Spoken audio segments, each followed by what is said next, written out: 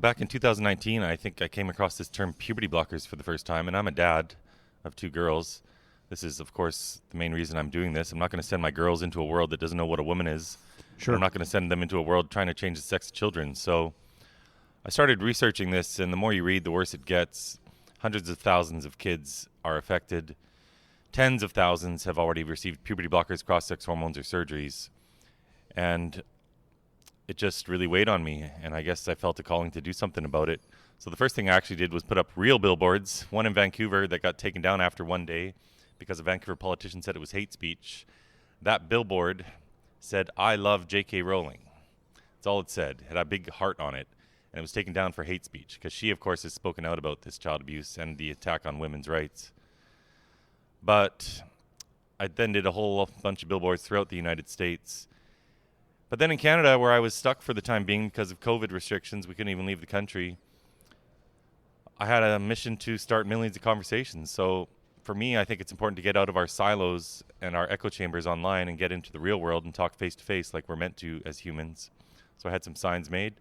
I started going downtown Vancouver and then traveling Canada, having one conversation at a time just to reach people with this news. And I might only have 20 or 30 conversations in a day, but I'll reach 100,000 who see me on the street driving by or walking by.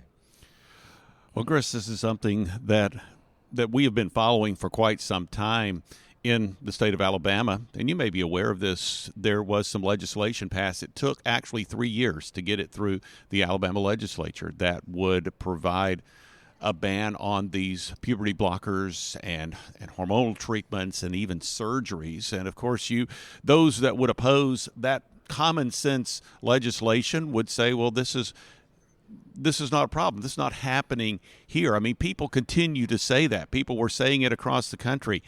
And you had Arkansas passing a bill. It was held up in court. Our bill temporarily was held up in court. It was allowed to go through. There's still a trial that is set to take place at some point, sometime in the future. Well, now fast forward in the U.S., you have over 20 states, I think it's now over 25, that have some sort of legislation that would prevent at least some of these types of surgeries and treatments. This is something that 5 years ago people were denying that were happening. And thanks to brave people like Brandon Showalter at Christian Post, Matt Walsh at the Daily Wire, and people like yourself that are saying, well, this is happening and it's something that is damaging our children. I'd like for you to comment, based on your research and the work you do, how pervasive is this?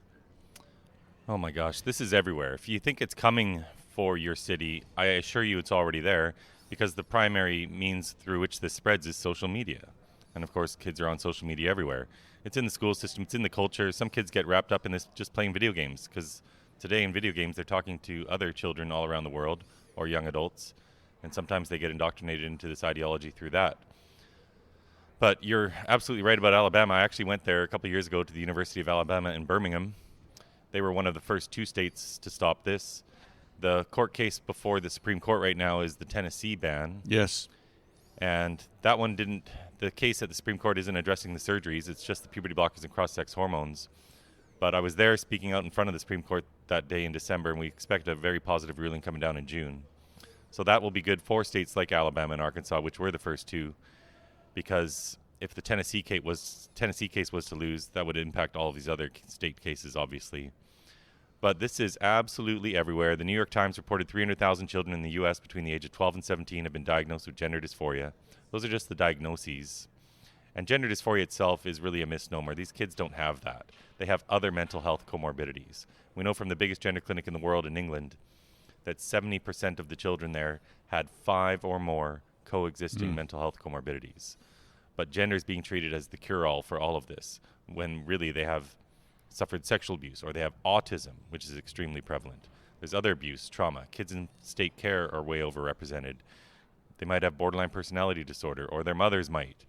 So we just need to get back to common sense. The truth is there's no such thing as a transgender child. They're called girls and boys, and they're beautiful just as they are.